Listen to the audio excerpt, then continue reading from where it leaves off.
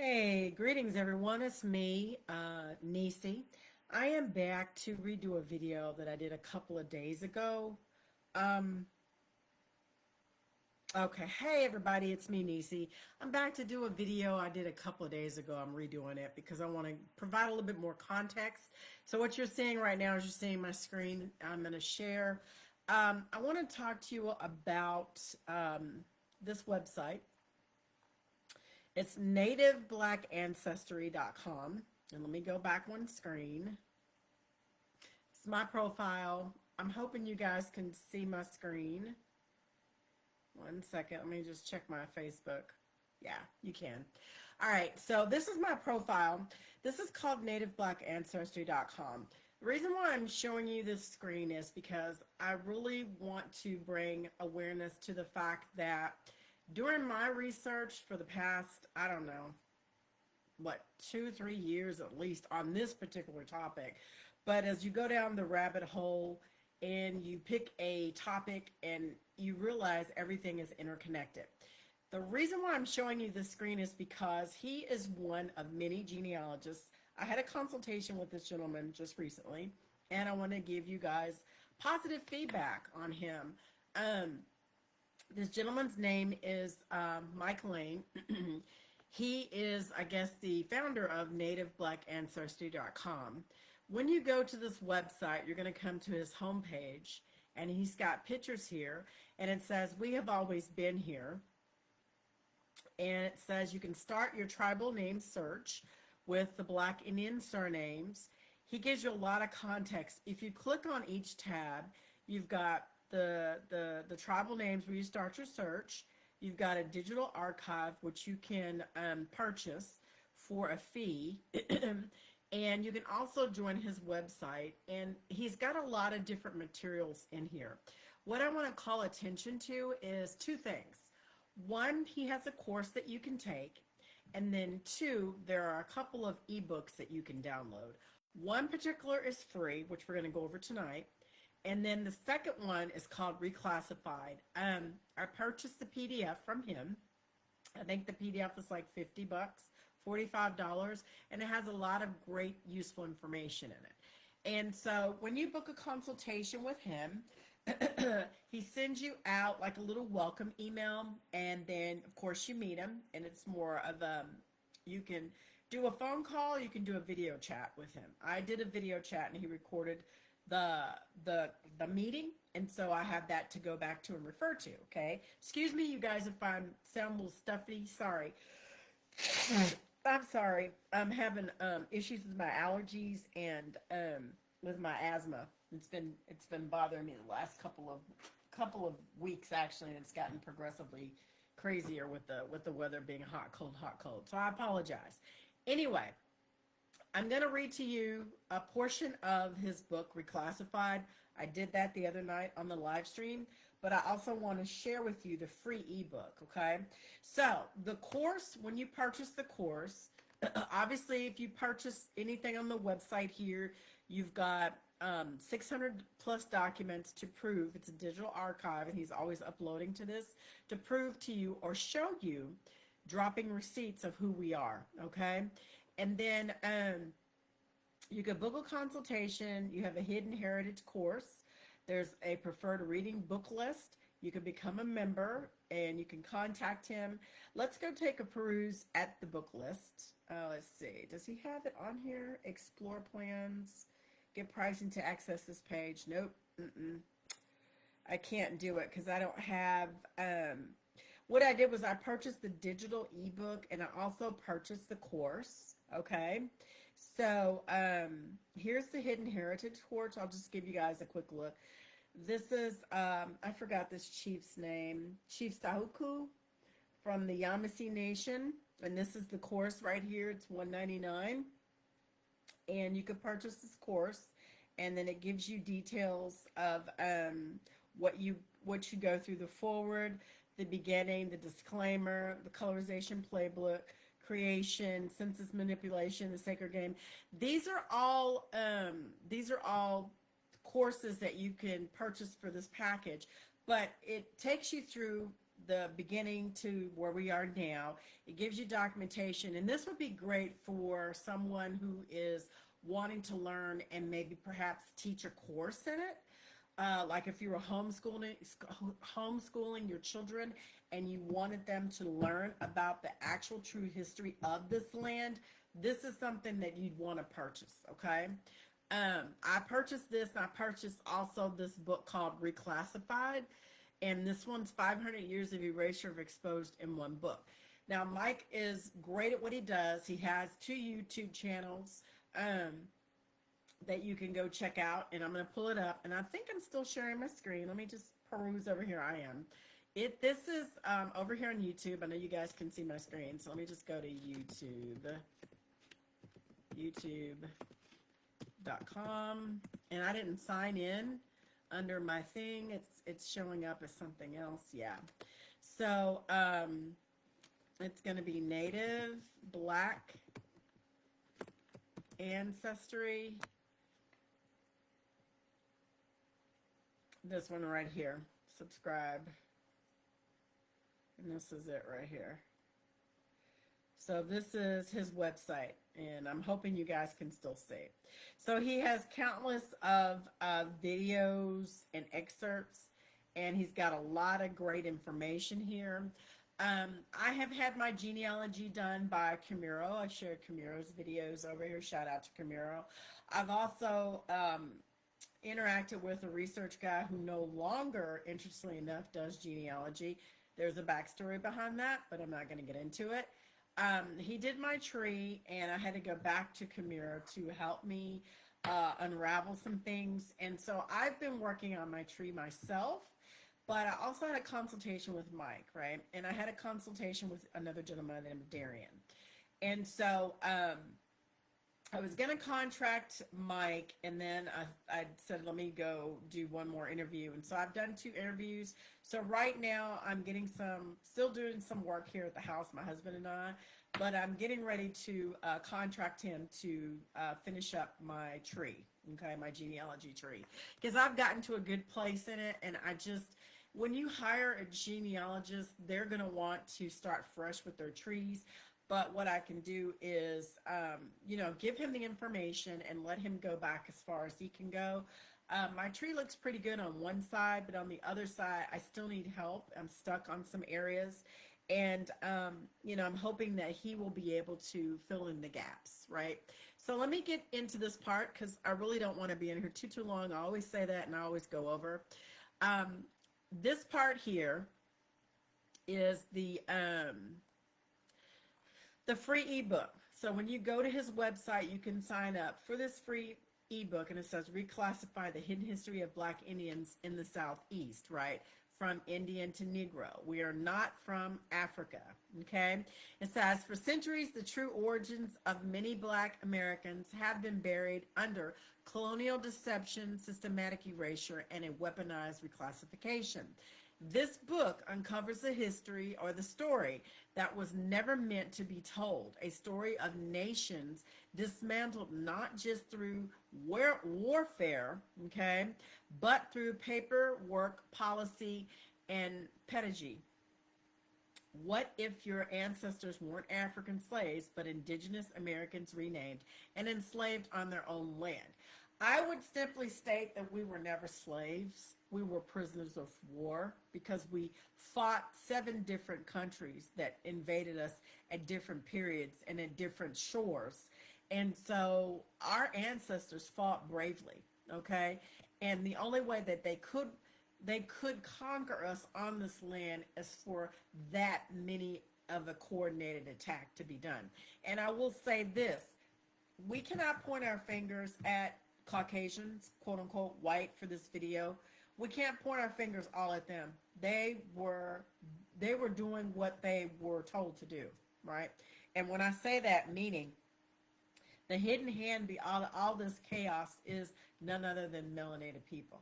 We are the culprits. We are the biggest offenders of the takedown of this country. And a lot of people do not want to see the writing on the wall. They have a hard time with that. I'm not here to convince you of anything. I'm just simply telling you, when you do your research, you will see it, okay? So quote unquote Caucasian, or I'll say white for this video because you know I say light skin or pale skin, um, quote unquote light skinned people were used just as much as we have been. As more importantly, they really don't know. The majority of them don't know their true history. They really don't. They don't know the true history of this land, and it's all by design. And it was all meant to be a dividing factor for people that live here. All right. The biggest or the easiest way to destroy a country is to destroy it from within, and had to have help doing so. And it was melanated people that look like you and I. Let me see if you guys can still see my screen. I'm hoping you can. Okay, so let me get back to this part. So, what it says here is it says, we journey through key truths that expose how the southeastern tribes, especially the darker skinned nations, were renamed, reclassified, and removed from historical record. But this isn't just a history book, it's a tool of liberation. The truth they saw and then erased. Cinnamon-skinned natives in 1492. Christopher Columbus, quote unquote Cristobal, I forget his name. His actual name was Salvador Fernando Zarco. Camilo does an excellent video over that. And as a matter of fact, let me just go to it really quick. Camilo Awa, Christopher Columbus. And I hope you guys can still see my screen. Okay, subscribe. And here it is. The true identity and ethnicity of Christopher Columbus, Salvador Fernando Zarco, Portuguese Jew. And he was biracial, okay?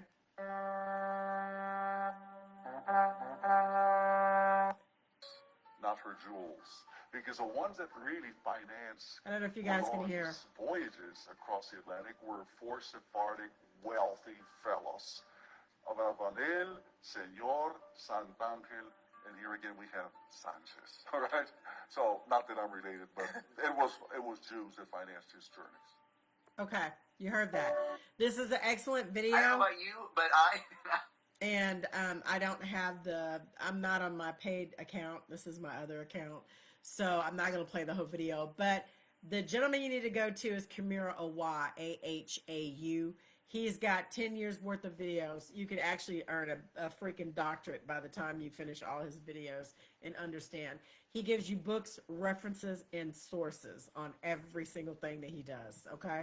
So that's how you build your library like I did. I've spent thousands of dollars on books. And so when I tell you that I have done research, I'm literally telling you, yes, I am about that life. So it says, Salvador Fernando Zarco, he uses Christopher Columbus, described the indigenous people of the Caribbean as having cinnamon-colored skin and features resembling Ethiopians. He never once stated that they were African. His comparisons shocked European audiences because they contradicted their assumptions that Indians were light-skinned and Asiatic.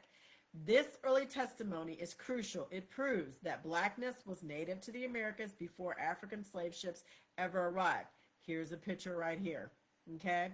The other night when I did this video, I did not show you this ebook. I actually showed you the one that I paid for. I'm going to go through a couple of pages of that as well, but I just want to show you. It says, shipwrecked in 1528, Spanish explorer Cabeza de Vaca lived among tribes along the Gulf Coast. His journal detailed encounters with dark-skinned native peoples who lived in complex cities, had their own languages, okay, and were not enslaved.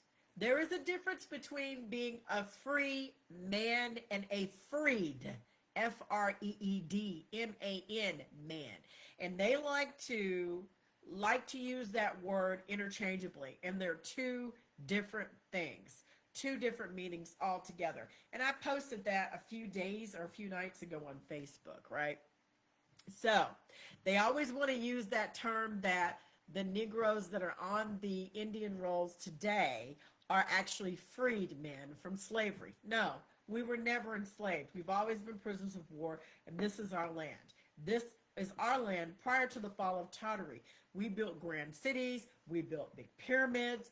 We've built a lot of things all around this world, and it's very difficult for the majority of people to wrap their heads around the fact that this world was once melanated, and that's the truth. It was, at one time. There was nothing but dark-skinned people here. Very few light-skinned or quote-unquote white people. The Caucasian race is the youngest race on the planet. Not trying to race bait anybody, not trying to start an argument or a debate. That is a proven fact. Albert Perry is the oldest on record man on this planet here in America, where his DNA and his bones were found, and his lineage started here in the Americas, not in Africa. The oldest known person is Albert Perry. His actual DNA is here in the Americas. Sorry, you guys, I'm stopped up. So, and that's, you got to do your research, but that out of Africa theory is just that. It's a theory, and it's been blown out of the water. If you know, you know, right? So, like I said, a lot of people want to push this out of Africa theory, and I know a lot of people want to push the Moor theory. There is a difference between a Moor, M-O-O-R, and a Mur, M-U-U-R. A Mur is a descendant from Lemuria, which is right here on Turtle Island, and a Moor is a Sephardic, quote-unquote, Sephardic race, dark-skinned race that was in Africa, okay? Like I said, you just got to do your research, right? So the Moors and the Moors are not the same. However, we are both saying copper-colored or dark-skinned people with different hair textures, different bone structure, different density.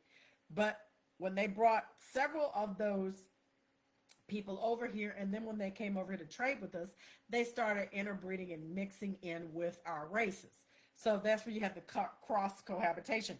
But we didn't come from Africa. We were already here. So it says dark-skinned native peoples who lived in complex cities had their own languages and were not enslaved. He never associated them with Africa. Instead, he honored their sovereignty. His writings challenged the dominant slave narrative by revealing a free, dark, indigenous population in early America. And here's pictures. And the funny thing is, like Chief Robewolf has said, and like I've discovered on my own, when you go to these different museums and you go to their archives, you will see pictures of us. You don't see the pictures of the Native Americans that are now on the quote-unquote Indian reservations that were once plantations of ours. You don't see those people in the pictures and in the history books all around the world, right? You don't see them in the 14th and the 13th and the 12th century and the 16th and the 15th. You don't see them. You see these pictures right here that you see. You see us as being melanated, dark-skinned people that we are. And the thing is, a lot of people are very uncomfortable to have this conversation, but I'm spreading awareness because there are too many of my brothers and sisters that don't know the truth. All right. And you're falling for the bull. You're falling for the BS. So it says, Samuel Davies' testimony in 1758. Davies noted that certain native congregants were dark, not from mixture with Negroes, but by nature. This single line provides key evidence that dark skin was indigenous to native communities. His statement also contradicts modern assumption that all dark-skinned people in the South were of African origin. They were not. We were not. Spanish record call them Negro Indos. Okay, and that's where you get the Indian from the indigo, because you're blue, black, or dark skinned. Very brown or copper colored indigo, which is blue, black. I'm just going to tell you. The Spanish used the term Negro Indio to classify Native Americans with dark skin. Here you go again. There's a picture. Not because they were African, but because their phenotype resembled Africans. These records found in colonial era documents, right, were from Mexico, Florida, and the Caribbean, show a clear effort to racialize indigenous people based on appearance rather than culture or ancestry. John Smith's mixed descriptions. John Smith's own journals describe the Powhatan and other Powhatan and other Virginia tribes as varying in complexion from reddish to black as coal. He differentiated them from Africans, but still acknowledged their dark color. These observations prove that dark-skinned tribes were not anomalies, but widespread across the eastern seaboard, mixed race or indigenous. In colonial records, any tribe that didn't fit the Hollywood Indian image was labeled mulatto or mixed. Let me tell you something. Up until like the 1940s or either the 1950s, in Hollywood, we played the American Indian. We portrayed ourselves in the roles. And then when you got in with this new phenotype that hit our shores, coming over here on the boats that you can see pictures of if you do your research, they started to take over because we taught them in our Indian boarding schools. We had to teach them how to become us.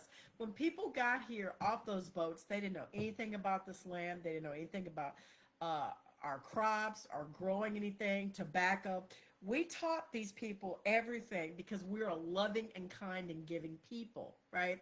So, I mean, this goes against what you've been taught. And some will say that I'm reaching or that we're reaching with this information. I'm just going to simply tell you that you have to do your own research. I'm not here to convince you of anything. I'm only here to share this information with a small group of people, right? So it says, the Hollywood Indian image was labeled mulatto or mixed. This wasn't genealogy, it was judgment. A British officer once scoffed, "They look Negro to me, but say they're Indian." This kind of racial policing was used to justify the enslavement of Native peoples under African slave codes. All right. 1651, this is what it looked like. The Suriname County of coat of arms. And then now in 1959, you've got the pale whitewashed version, which has not been. The people that are there now are Siberian and they are Mongolian background. All right. Russia is only 55 miles from Alaska, you guys. All right. I'm just going to be honest with you. And I found pictures of multiple Eurasian people coming off the boat and coming over here. And I have receipts and proof what they did of how they reclassified us and how they actually took over in these positions and put themselves in seats of power so they could write themselves into policies and place their different figureheads all around these different tribes. So it says, a visual erasure in art and maps. Historical maps from the 17th and 18th centuries often labeled southeastern tribes as Negroes. This was after the fall of Tartary. Fall of Tartary actually probably ended around 1728. And then that's when you had the reconstruction of the Americas. And you also had the different World's Fairs. Not the World's Fairs, the bombing and the catastrophes that were going on worldwide. Jamil Shamsi Dean does a great outline in his book, Don't Call My Dummy No Dummy, of what happened here on American soil. Also, Dane Calloway is another good resource. Rashad the poet, Alex Dunbar, and there's a couple of other authors that I can't think off the top of my head. Obviously, we're reading from Mike Lane's book, but there are several different authors that I can give you information on. And I said I was going to drop receipts and post books. I will do that. If not tonight, I'll do that tomorrow. I will show you where you can get started with reading, okay? So it says, over time, these references were erased and maps were updated to show lighter-skinned tribes. Portraits of tribal leaders were altered in later reproductions to fit the quote-unquote white narrative. And that's true. And so you have the whitening of history wasn't just verbal, it was visual and deliberate. Black Dutch, Black Irish, and Creole. When racial categories became life or death matters, many Native families adopted alternative identities to survive. Black Dutch and Black Irish were used to avoid being classified as Negro. In Louisiana and parts of the Gulf South, we have Creole. When is an Indian not an Indian? It's when he's a Negro. Became a catch. All identity for people of indigenous, African, and French descent, okay? These weren't simply cultural affiliations. They were shields from the anti-Native policies and anti-Black violence. DNA doesn't show the full picture. It does not. The natives now today only use DNA for paternity testing. They do not use DNA to show where they came from because if they did, it would all point them back to Europe and not here in the Americas. Don't care how you feel. I know that 100% as a fact. So it says the commercial DNA tests often fail to detect Southeastern indigenous ancestry. Why? Because reference samples from the tribes like the Yamasee, the Guli, the Apalachee, Black Seminoles were never included in the databases. As a result, Native Black Americans receive results that overemphasize African ancestry and underrepresent their true indigenous roots. And then it says my DNA testing shows no Native American. My father is more than 50% Native American and my dad's mother is a larger percentage. Why doesn't my DNA results indicate that I have Native American in my DNA? And it's because they've altered the information. I'm telling you that's why.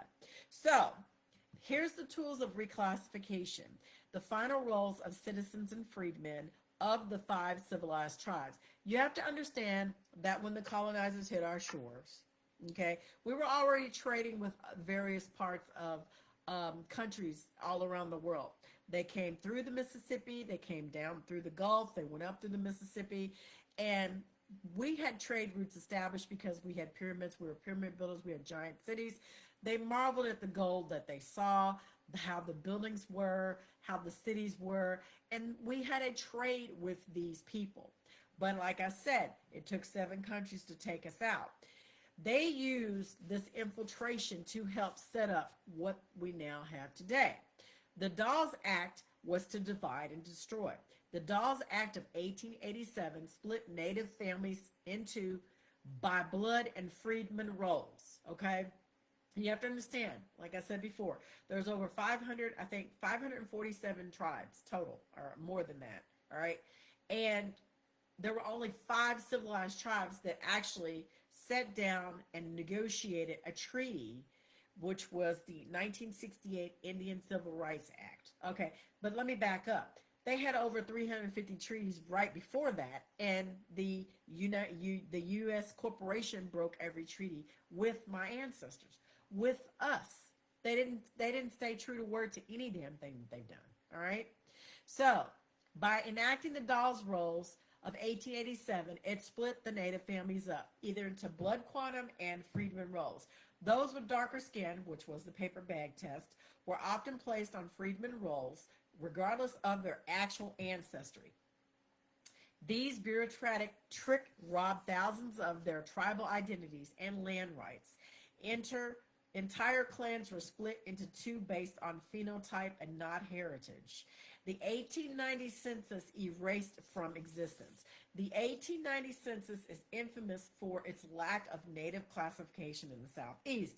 Thousands of indigenous families were marked as colored, and I've seen it on my own genealogy, which I will show you guys once we finish working out my trees. I will show you that. On a live stream, I will pull it up and show you how far back we have gone, all right? So I've seen colored, I've seen mulatto, I've seen Negro, and I've seen white. Like I said, I have one side of my family that is all pale skin, and then I have another side of my family that is all American Indian. There's no African whatsoever in my family tree based on paperwork research, all right? And that's a fact. So then it says, thousands of indigenous families were marked as colored or left off the rolls entirely, which they were. This wasn't clerical error. It was a systematic exclusion intended to minimize tribal recognition. And then in 1924, Walter Plecker, the head of Virginia's Bureau of Vital Statistics, ordered that all non-white births be recorded as colored, effectively erasing indigenous identity. Him and Melkovich Shokovich, and there was another gentleman too. Besides those 2, there were 3 of them. So they started in Virginia and then they kind of spread out through the rest of the United States, all right? He rewrote birth and death certificates of thousands of tribal members and warned counties not to recognize any so-called Indians. And here they are, right here. This is what I was going to get to. Melville Herkovich, Walter Plecker, and Alice Herdelica. These were eugenicists. These were the ones who erased our identities, and these are the ones who created this genocidal lie of American Negroes coming from African slaves only, changing our culture. They took away the American Negro Indian benefits and gave it to the whites, the Mexicans, and the Asians, and that's the truth. So, and then Alex Herdick changed the picture of the original Indians from Negroes to the Mongoloid Asians that you have today. The reclassification in schools. Many Native children were forced into Negro schools during Jim Crow. They were denied the ability to speak their language and dressed in regalia or identify as Indian. These children grew up internalizing an identity they knew wasn't accurate, and another tactic of colonial confusion. And here you go right here. This is pictures, okay? Native land, not African. Many southern plantations sit directly on tribal lands. The people enslaved there were often the same ones who ancestors had lived on that land for centuries. The colonialists didn't import labor, they repurposed it. Church baptisms as erasure in the Wachovia region of North Carolina. The Moravian missionaries baptized Native children, assigned them European names, and recorded them as colored. This religious conversion was not spiritual, it was legal. And once renamed and reclassified, their tribal identity is lost. We have people here in this country, do you realize that the majority of so-called quote-unquote black people don't even realize that they're not black? There's no such thing as black. Black, if you look it up in the Laws Dictionary, Black Laws Dictionary, I think it's an 1850 edition or something like that, it says that it means that you are dead in the eyes of the law, maritime law. And it also, when you speak legalese, all right, legalese, it also means you're pale, all right? So back then, black mean you were white. Yeah. They changed the meaning of everything. See, it all became about the color of the skin here recently because of this colonization that happened. We are prisoners on our own soil. We're exiled in our own lands. And everybody's running around here trying to identify as something they're not. I don't celebrate Black history because I am not Black. I do owe you guys a presentation, what I said I was going to do, and I am going to do that to show you the inventors on record, because everything's been whitewashed and the history's been changed, and it's time for us to have this conversation. Now, I recorded this video because I wanted to come across a different way. I don't want to be high strung, yet I am passionate about this because there's so much information out there, and nobody wants to have these intelligent conversations about how history was whitewashed. The Black churches were instrumental in doing that, and I'm going to show you that here in just a second. I don't know how long I've been on here, but I'm trying to read through this pretty quickly. So it says, the churches recorded us as colored. The religious conversion was not spiritual, it was legal. Once renamed and reclassified, right here is where I am, their tribal identity was lost. Harvard's role in reclassification, and Harvard's Indian College trained Native students to become ministers and colonial agents. Though the program was framed as benevolent, it systematically stripped students of their tribal culture, their languages, and their ties. Graduates often became enforcers of colonial norms in the indigenous communities or Native communities. And we were reclassified by skin tone alone, just based on how we looked. Courts and census officials regularly removed individuals from tribal roles based on their skin tone. And then I've read in books and I've saw in conversations and videos where they wanted to keep the race pure, and I'm gonna show you that.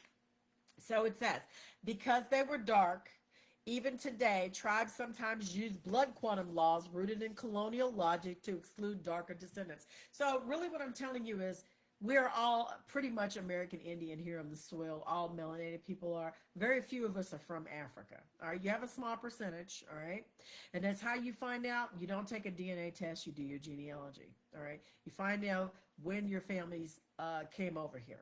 Now, I will say this in love for my Caucasian brothers and sisters, my pale skinned brothers and sisters. You could probably go back 4 generations and see where your family came over here. All right, you guys, because you're born here now, you're not indigenous to this land, right? Your families came over here. And more than likely, you came over here between the 1880s and the 1930s, okay? It's now 2026 if you want to roll with that date. So your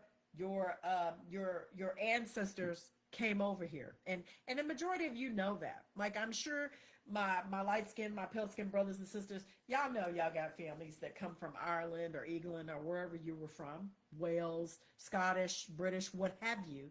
You know that your family came over at a certain period of time, right?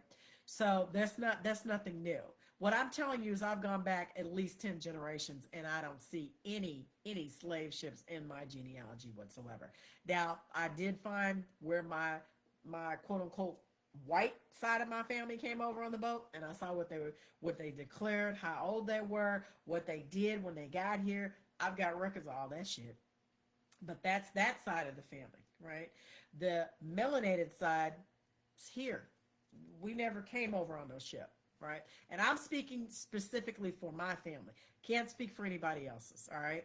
So then it says, even today, sometimes tribes use blood quantum laws rooted in colonial logic to exclude darker descendants. Treaties abandoned there through reclassification. Once someone was labeled Negro, their treaties no longer applied. So what I'm telling you is, even if you do see that you find your family on these rolls, and this is what I'm going through right now, you have to see how your loved ones were classified. If they were classified as uh, excuse me, if they were classified as freedmen, or if they were actually classified as actual 100% native, or what percentage they were, right? So when you go to Mike's website here and you look at the tribal names, and these are the roles. So for the Cherokees, you've got all these names here, alphabetical order, all right? And then for the Chickasaws, you've got that. These are the 5 civilized tribes. Mind you, there's over 547 tribes, but only 5 that they took the records down, and they appointed pale-skinned people over the tribes. They said that they were mulatto. What the reason or how they did that was they married indigenous women. They married so-called quote unquote black women, and that's how they were able to get their seats or get their feet in the door with being tribal negotiators, want to say. Because you had them who spoke up and tried to negotiate with the U.S. corporation, and then you had our people who had chiefs, and they systematically executed those people. I'm just going to tell you, when you do your research, you'll see it. So then you've got the Choctaws, Choctaw, and this is, my family's names are on here. Let me see. There is, Maxwell is on there. Also, Tyler is on here. Which is my grandmother's name. Thought I saw Maddox on here. It might have been on the other one that I saw it on. The Creeks are on here. Blackburn. Michelle Blackburn, if you see this video, your name is on the Creek rolls. Okay. Your last name. This is a lot. Hawkins is on here. Matthews. Marshall. Let me see. And then we've got the Seminoles, which is down in Florida, right? Alexander is one of the names on here. Jesse, Jenny. These are last names now. Lena, King, Jackson. Trying to tell you. And then that's the Seminoles. So the Seminoles, the Creeks, the Choctaw, the Chickasaw, and the Cherokee. And Cherokee is what the Pale Skins gave us the name of. That's not the name. Um, Cherokee is actually Anahuia, and the Blackfoot is Siksika. But you notice the Blackfoot's not on here. Like I told you, there's only 5 civilized tribes. So everybody else was erased, is what I'm telling you. So if you try to go and look this information up, you got to see how your loved ones were classified. And that's what I'm trying to do right now. All right. Because at this point, like I said, I thought about doing the tribal, to try to apply for a tribal to registration, but why would I want to do that when these pale skins are over that? And I'm not being racist when I say that, but they're gatekeeping. So I'm just gonna see how far I can get. All right. I just want to show you that. So these are the roles. Now they've got the Dawes roles, they've got the Wallace, they've got the Henderson, they've got a couple of other ones too. And there's a lot of search. I mean, there's a lot of archives and a lot of research that goes into this stuff. It's not something you can do overnight, you guys. I'm just telling you, it takes time. So, um, so like I said, once you were relabeled and reclassified, it depends on. It erases you from the land. See, the reason why they want to push this out of Africa shit is for us to be disassociated with this land, and we're not, because we are of this land. There's no way, and they know who the hell we are. It's just that we don't know who we are. And if we really wanted to make a fucking issue about it, we really could do that, right? But us coming together and proving that point, that would be an automatic reset. I'm telling you, they would reset this entire planet like they did 350 years ago with the fall of Tartary. I'm telling you, it was something to just be amazed at how much destruction took place over here. So this is my last part. I don't know how long I've been on here, you guys. Probably about 30 minutes. All right. I know I'm still live. I can't tell if anybody's joined me. I've been on here 41 minutes. So let me get through this last part here. I know I said I was going to be short, but you know how my videos are, you guys, right? You know, when I get to talking, I get to sharing information. I'm passionate about it. So we're on page 13. So it says, once someone was labeled Negro, the treaties no longer applied. Thousands of Native people lost legal protections, land rights, and reparations. Colonial governments created a back door out of the treaty obligations through racial rebranding. Reclassified warriors of the Southeast during the Seminole Wars and Creek conflicts, because we fought against each other, right? Like I told you, what perfect way to come over here and get invaders that look like us, right? That look like us, that were not of us, to start race baiting with each other, or tribal wars between each other. And when we're fighting amongst ourselves, it's easy for the enemy to sneak in and get in the gate. And that's exactly what happened. I'm going to tell you. So then it says, they created backdoors out of treaty obligations through racial rebranding. Reclassified warriors of the Southeast during the Seminole Wars and Creek conflicts.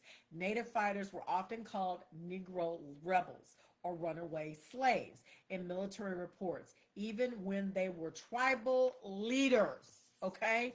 This language erased the sovereignty and justified brutal military suppression. Do you not know that everything we've been taught is a lie? The Confederates were Negroes. We are the original Republicans. We are the original Republic. When you say, I pledge allegiance to the flag of the United States of America, to the Republic for which it stands. We are a republic. We are not a democracy. That is some new age bullshit. And the people who wrote the Constitution were Negroes. Everything has been whitewashed. And I know, my light-skinned brothers and sisters, some of you may have a problem with that, but if you do your damn research, you would see it. It's not by what the Rockefeller system put in place in the 1924s when they created this whole whitewashed version of curriculum. And it's the truth, you know? Whether you like it or not, the truth is going to remain the same. It's going to remain the same, and the truth all will be revealed. Everything that's in darkness will come to light. So, legacies of survival and monetization. Indian resistance was rewritten as slave rebellions. In the 1739 Stoner Rebellion in South Carolina is often taught as a slave uprising led by Africans, but deeper historical analysis reveals many participants were actually descendants of the Yamasee and other southeastern tribes. After losing their tribal status through reclassification, these indigenous people were enslaved and stripped of their identity. They were prisoners of freaking war. The colonial government called it a Negro revolt, a convenient lie that erased the ongoing indigenous resistance in the Southeast, the yellow fever fallacy. Now, yellow fever epidemics disproportionately affected enslaved populations in Louisiana and the Carolinas. Also, polio did too. The smallpox and the polio vax. Yeah, because my grandmother's sister, my grandmother's eldest sister, or my grandmother's, one of my grandmother's sisters, I ain't gonna say she's eldest, she actually got, took that vaccine and got sick from it. Okay? Smallpox, one of them got smallpox, the other got polio. And she was out of school for a long period of time and had to learn how to walk and learn how to talk again. So she only had like a second grade education. I'm serious. So I'm just telling you, they did a lot of dastardly shit. It says, I'm going to try to keep it clean. I apologize for my language. If most enslaved people were truly African, they should have carried partial immunity from generations of exposure in West Africa. Instead, the high mortality rates suggest that these people were not African at all. They were indigenous Americans, newly enslaved, all right? They were treated as cattle, all right? But what you really have to understand is the original slaves were, quote unquote, my light-skinned Caucasian brothers and sisters, because they were coming over here from the British governments, England, Wales, Ireland. They were emptying prisons. They were sending people over here left and right. There's documentation in Australia. They did the same thing. They did it all around the world, you guys.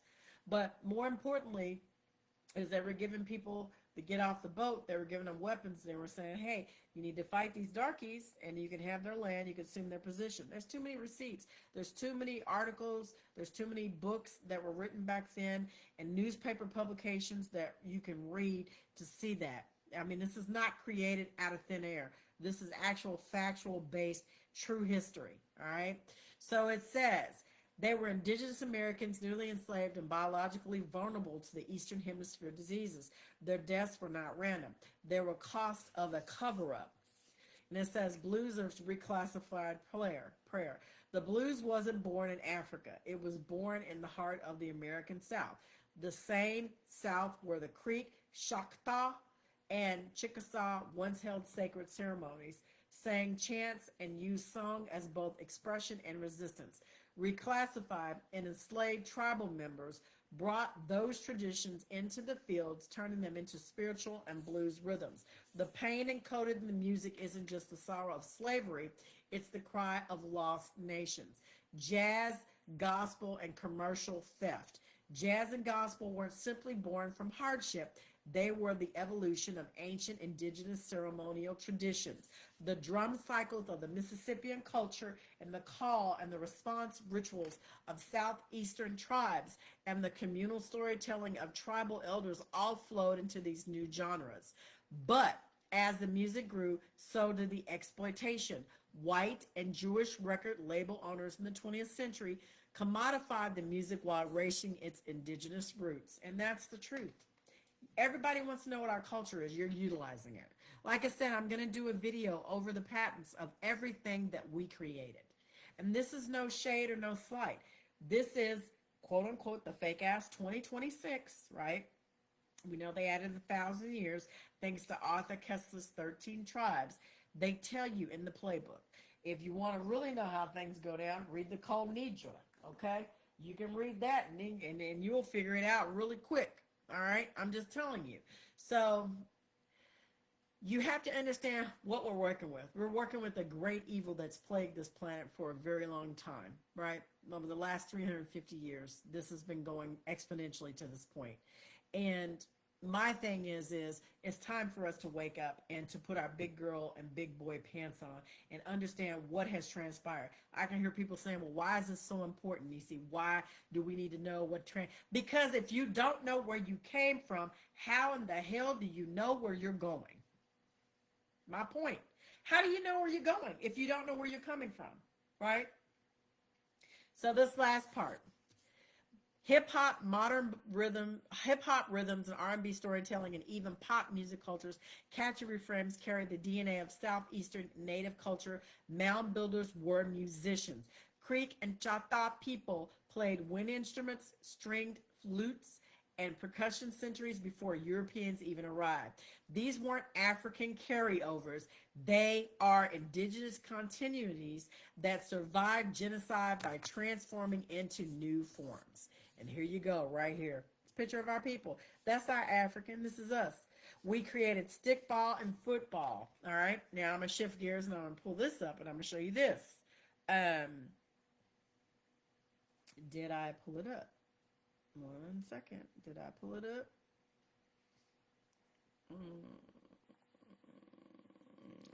Crap. No, it's not what I want. Is this what I want? Yeah, it is. I hope you guys can still see this. So, I'm just going to read to this part. I read to you this the other night, but I just want to show you this. Same picture, emblem of 1790 of us. We are the largest pyramid building cultures in the world. Not Egypt, not the Mediterranean, not Africa, the Americas. North, Central, and South hold between 2,000 and 3,000 pyramids, depending on how they are counted. Africa, by comparison, only has roughly 300. And the single largest pyramid by volume on earth is not in Egypt. It's the Great Pyramid of Chichula in Mexico. Massive layered temple city connected through waterways and trade to the Gulf and the Eastern tribes. All right. And then it talks about the pyramid structures in Illinois, Alabama, Mississippi, Georgia, Florida, Louisiana, Oklahoma, Tennessee, Ohio, Pennsylvania, scattered. And the other night I pulled up pictures, and I'm going to do this again over here. I'm going to minimize my screen because I know I'm still sharing it. I'm going to pull up this picture, all right, of the Pikeville Pyramid, which is the one that I showed you the other day.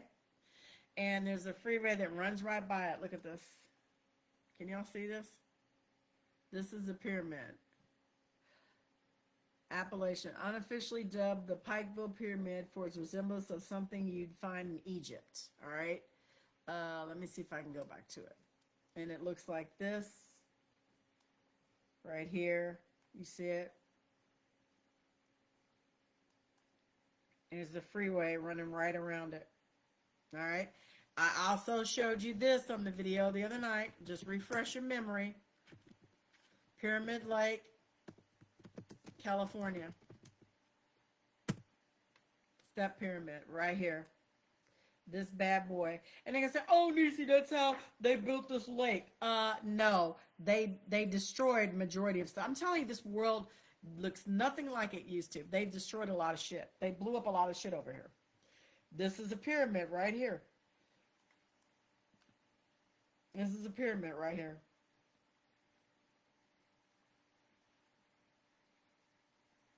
These are all pyramids. This is what's remnants of it. See it? These are all pyramid mounds here. Look at this. I'm just telling you. They've destroyed a lot of stuff to hide who we are. All right. That's my point. So let me finish this up. So let me get back to where I was. Where is it at? I had a lot of tabs open down here. Let me see. Here it is. Okay. So cultural parallels run deep. So the Mississippian world was a pyramid civilization, every bit as sophisticated as the Maya, the Olmec, and the Zapotec civilizations in the South. All right. We use a lot of gold. I showed you pictures of the bling bling in the mouth of the mummy in Mexico. We invented gold. We had gold grills, gold chains, gold rings, gold tooth caps. I told you some of my family members even have golden tooth caps still to this day. We invented stickball, chuckney, mound plaza, ball games. You know, we had an indigenous culture and it's an inheritance. And what happened to us was the most effective and most way they could do it, which is the colonizers turned to one weapon that required no battlefield, the pen. Instead of eliminating these nations by force, they rewrote who we are. They invented a quieter, more efficient form of destruction, paper genocide, a slow administrative suffocation of identity, and it required no armies, it required no visible bloodshed, but it worked. As handwritten descriptions became legal categories, sorry, as census labels hardened into policy and tribal roles were split by color instead of clan, and courts redefined identity so that skin tone replaced ancestry, entire indigenous nations were slowly erased from official records. In spaces where Creek, Choctaw, Seminole, Yamasee belong new designations as Negro, colored, freedmen, black, mulatto, African American identities, once carried by kinship, community, nation, and culture, became replaced by a racial box invented by outsiders. So how in the hell are we going to let these mofos tell us who we are? I'm going to tell you something. Excuse me. People like the man that just passed away, Jesse Jackson, because he pushed that black narrative in the 1980s, right, into the African American in the early 2000s. Excuse me. And did you guys know that Jesse Jackson was a tribal card holder in the Cherokee Nation? Yes, he was American Indian and he knew it. As was Medgar Evers, as well as Martin Luther King. All right? I'm just going to tell you. The Mississippian cultural spirit is a world of cities, plazas, pyramids, and engineered landscapes. And I wanted to show this picture of the pyramid one more time. This is the largest one, larger than over there in Giza. This is it right here. This is the largest one by the base of it. All right. Right here. This is it. And I'm just showing you some quick pictures of it.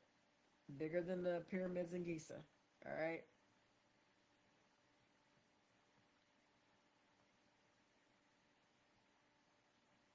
Y'all see it?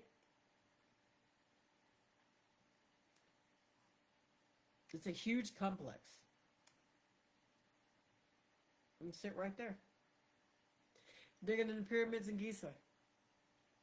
So once you know the truth, you know it. I'm just telling you. There's no coming back from it. This was a racial shell game, and the United States government made sure the public never saw the hands moving the pieces. The world they tried to erase, the southeastern indigenous civilization. Before Europeans ever crossed the Atlantic, the southeast was not a wilderness waiting to be discovered.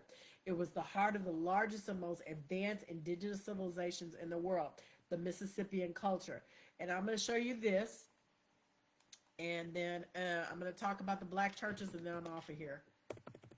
Shalagua. We built this type of stuff right here.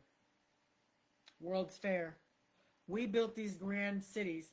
They would have you think that this wasn't built until the colonizers got here. No, when they got here, they saw how much shit we actually built, and they destroyed the majority of the stuff, and they kept what they wanted, and they repurposed it into universities, courthouses, and institutions like that. I'm going to sneeze, sorry. Institutions like that. Excuse me. So now they've repurposed the buildings. And they still have some of the castles here. Like the one that comes to mind is this one. The Biltmore Estate.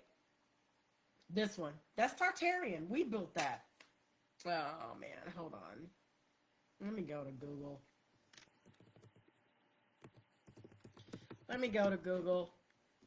Biltmore Estate. Images. That's Tartarian. We built that. They turned it, they repurposed it. They had 13 bloodline families that were originally melanated, and they whitewashed it, and they put these people in figureheads, and they put them in place, and now they've taken over, and that's the truth of it. But the thing is, they don't care about what race you are. You could be a white racist, you could be Mexican, you could be Puerto Rican, whatever. We're all cannon fodder to these people because they don't give a shit about us. And that's what people don't understand. So, yes, there's division, and yes, there's, a racial divide and so forth, but you have to understand what has transpired up until this point. We built these buildings, we built these grand cities. It was us, it was the melanated people. And they want to say, oh, it's the Moors that came over and taught civilized. No, we were all worldwide. All the cultures were worldwide because we used zero point energy up until like 2012. Kyrgyzstan, hang on, KH. They used zero point energy up until 2012. These people right here, this place, this country, they had zero point energy on top of their freaking buildings. Yeah. And they just recently took it down like 12 years ago. 12, 14 years ago. Something like that. This is it. And it's hard to get in there. You have to apply for a passport, I don't know how many years in advance. But and then when you go, they have an escort with you 24/7. They don't leave you alone. At certain places you cannot take your cell phone either. Okay? I watched a documentary on them, that's why I know. There was a travel agent that was talking about it. So they had zero point energy up until recently, is what I'm telling you. So they repurposed our buildings. They destroyed our pyramids, our mounds. There's still remnants of everything. They didn't do such a great job at erasing the history, which I'm glad they didn't, because there's breadcrumbs out there and there's trails of everything. But my point is, once you know, and there's no unseeing what's already been done. So I'm gonna show you this picture of this pyramid. It's the same one. That's the Cahokia. No, this is the Cahokia Mound, Cahokia in Illinois. It had a population to rival medieval London. Tens of thousands of people living around a massive pyramid mounds and plazas, astronomical observatories, and palisaded fortifications. We also built star forts. You guys remember that video I did months ago on star forts? We did that too. The largest mound is Monk's Mound. It's bigger than the base of the Great Pyramid of Giza. Okay, Monk's Mound, and it looks like this. And I'm telling you, it was a coordinated attack. This is it right here. Here's another one. This is a large pyramid. Like right here. Look at this. This is what's left of it. Can you imagine what that used to look like? This is the base of it. I'm just saying. Here it is. Look at that. That's beautiful. That's what's left of our history, you guys. All right. I'm fascinated by this and I'm passionate about it. All right. So these are a lot of, more documentation. I'm not going to read that. This is the reason why he had to write these books. This book follows the timeline from 1492 to now because the pattern becomes undeniable when seen in sequence. The Spanish created the first misclassification system, the British radicalized it, and Americans weaponized it, and eugenicists codified it. Modern genealogists still depend on it. My own grandfather, a full-blood Muskogee Creek man, was reclassified multiple times in multiple eras for reasons that had nothing to do with who he was. His identity remained a battlefield long after he passed. This is not ancient history. It is not finished. It did not end with the Dawes Rose. It continues every day. A dark-skinned indigenous descendant hears, "You look too black to be native." That statement is not a personal opinion. It is an afterlife of paper genocide. The book is a restoration. This book I'm reading from is, I think, 200 something. It's 112 pages. You can purchase it on his website that I showed you. You could purchase the course that I showed you. You could purchase a consultation with him. If you don't use him, you can use another genealogist. I'm just showing you the resources that are out there, and I find that he did a great job in putting this together to help people get to where they can increase their knowledge base and their understanding.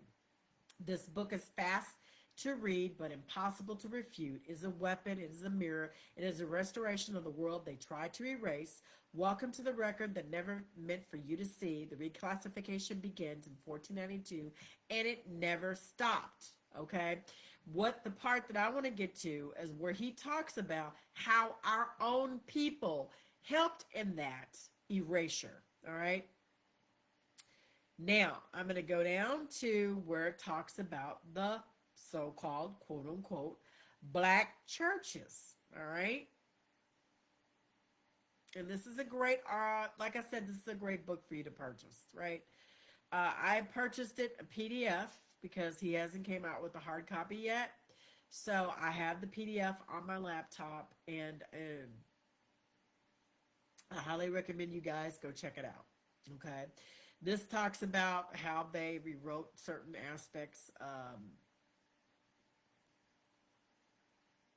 in the Creek Nation, how they renamed us, how they Sarah Richter, which that movie Sarah's Oil, this is about her, one of the clearest examples of how allotment shaped black indigenous destiny came in 1907 when a young Creek girl named Sarah Richter was assigned her land allotment under the Dawes system. Richter was a Creek Nation citizen placed on the freedman roll, not because of her ancestry, but because Dawes commissioners judged her family by appearance rather than lineage. They did it by lookership. You look like a Negro, so you're gonna be classified as such. You're gonna be classified as a freedman. However, the land she received, considered low value and unremarkable, later proved to sit atop one of the richest oil deposits in Oklahoma. When oil was struck in 1913, newspapers across the country called her the richest colored girl in the world. What they did not say was that Sarah Richter was a Creek, and her wealth became because of the tribal land rights, treaty promises, and allotment system that the federal officials believed would weaken the native sovereignty. The state of Oklahoma immediately placed her under a white guardian, not to protect her interests, but to control her oil royalties and manage the wealth of the indigenous child whose prosperity defied the racial order. Her story demonstrates a deeper truth. Whenever black indigenous people gained wealth through allotment, guardianship laws and racial reclassification and state intervention appeared almost instantly. Sarah Richter was not an anomaly. She was part of a larger pattern in which black indigenous successful triggered legal, financial, and racial containment. All right. It talks about the rise of Greenwood too. I'm not going to go into all of that. It talks about Tulsa. Tulsa was one of many. The eugenics of racial integrity regime, we're not going to get into that. I want to get down to where they utilize the black churches, and this is it. So, it talked about the Boule and Marcus Garvey movement, how they named Garvinism, all right, as a movement aimed at black empowerment became a tool for the state to erase indigenous identities. Garvey provided cultural pressure, and Plecker provided bureaucratic enforcement without ever collaborating. Their agendas intersected in devastating ways, one encouraging African racial identification, the other enforcing it as a law. All right. And then you have the Boule, the so quote unquote, the Boule, the Sigma Pi Phi. During the same era, a new African American professional class emerged.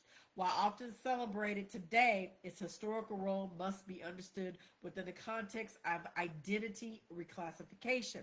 The Boule functioned as an intermediary elite expected to guide black communities towards acceptable forms of American citizenship. All right. For dark-skinned indigenous peoples, especially those already targeted by state racial laws, the Boule's endorsement of African identity reinforced the categories imposed by federal and state officials. So while you guys are out there pledging, I'm a Delta, I'm a Sigma, I'm this, I'm that, you know you heap coals of fire on top of your heads by identifying as African and black. I'm telling you, I don't identify as black. I know I'm not. Because I see it in my genealogy. So when you call me black, it's disrespectful. And if you call anybody in my family black, it's disrespectful. I'm just going to tell you. If you call yourself African American without doing your genealogy, your grandparents are rolling over in their graves. Here's the part I want to get to, and this is it, because I know I've been on here an hour. Let me see if I'm still live. I think that I am. I don't know if anybody's joined me. I don't think so. Let me see. It says I'm still sharing my screen. So, and I've been on here 1 hour and 9 minutes. This is the last part. So let me get back to this. This is the part. Religious indoctrination and the A&B Church's role in reclassification. Religious institutions played a significant part as well. The African Methodist Episcopal A&B Church, though founded by free black Americans seeking autonomy, became deeply entangled in the process of identity conversion for black indigenous peoples.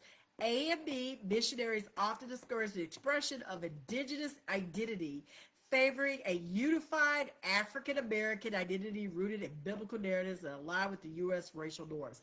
In other words, they pushed Christianity out of us when we were never religious people. We've always been spiritual people because our ancient ancestors knew that we are an observer. The kingdom of heaven is within you, and you are a sentient being, and we are all interconnected, though we act as though we're separate. And that's the truth. Sorry. I am so sorry, you guys. If they could keep you looking outwardly, never going within, then they can control you. And that's the problem with this world. Everybody's looking at a physical. They're depending on their five senses, and they're going off of their physical body when you actually have four bodies. I'm not going to get too deep into it. I've did videos on this before. You have a mental, you have a spiritual, we have an etheric, and you have a physical body. All four bodies. When the elites are born, they're taught this off the muscle. They go to different schools. They don't put their children in the same schools. They don't learn the same things that we learn.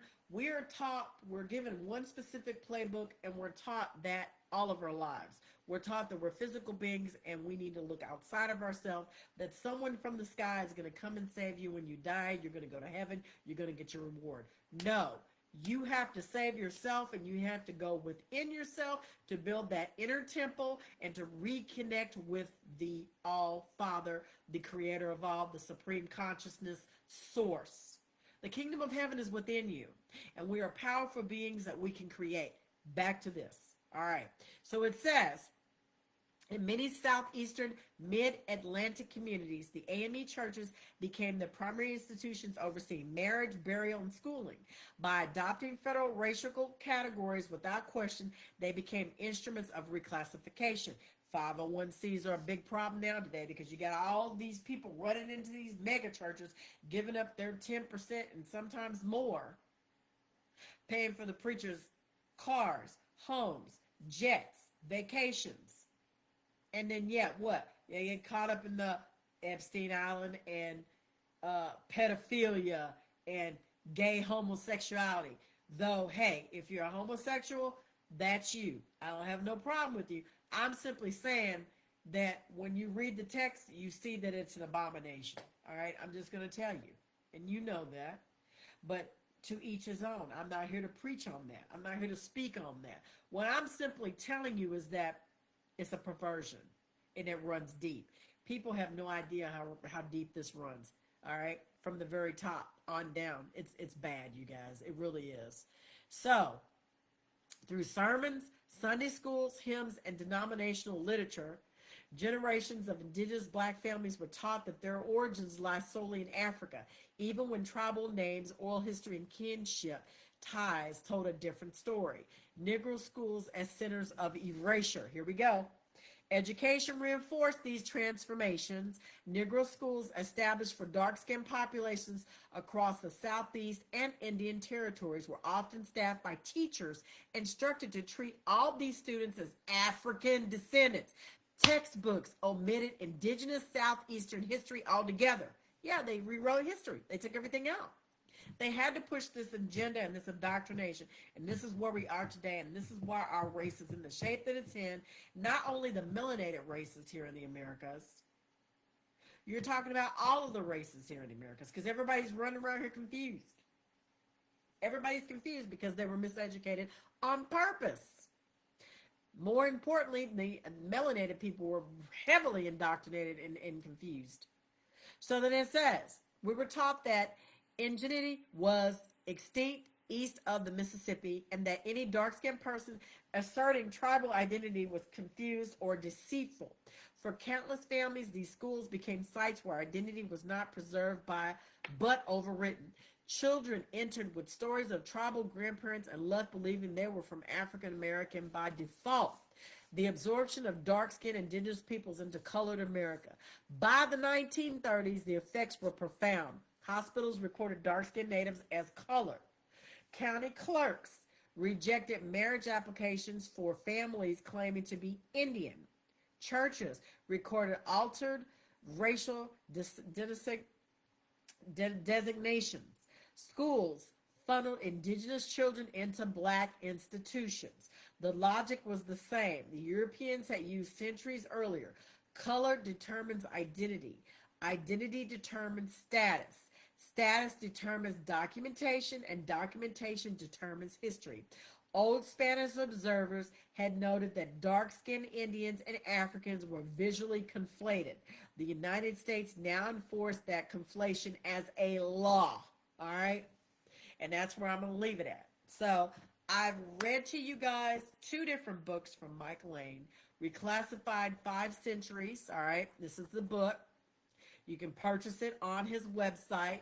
Reclassified 5 Centuries of Paper Genocide, How Race Was Used to Erase Native Black Americans from 1492 to 2025. Dawes Rose Reclassified as Freedman, Michael Lane Jr. All right, that's one book. And then the other book I showed you was, let me see if I still have it open? I showed you his website, and I showed you this one. It's called Reclassified. This is the free ebook, so if you go to his website and you sign up, he will email you this ebook. It's 25 pages. The other ebook that I read to you a couple of pages from, you have to purchase that specifically from his website. You can also go to his website, sign up, purchase a course, book a consultation for him. As I've said before, if you do not use him, you can use other genealogists, but he has a great treasure trove, a wealth of knowledge and information. Very easy to work with, very nice person. I have nothing but good things to say about him.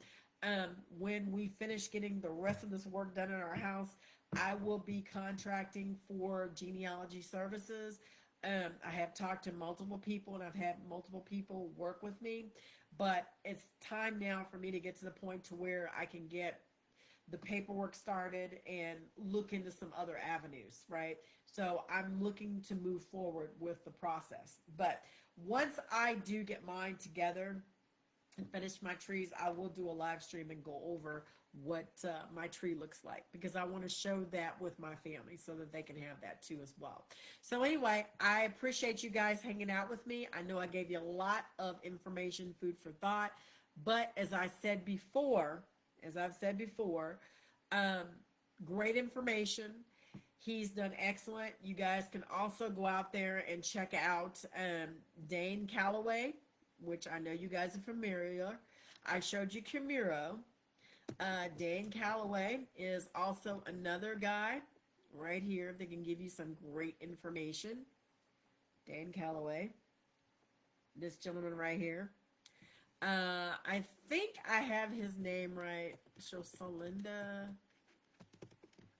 YT. I think it's how you say his name. Right here. This one. He has also another great information. He gives you from Indian to freedmen. Why were they renamed freedmen? The identity switch explained. He's got a lot of great information. So, and then Jamil Shamshi Dean has excellent books you can purchase. Alex Dunbar, Earth Speaks, actually has great information. Rashad the poet has great information.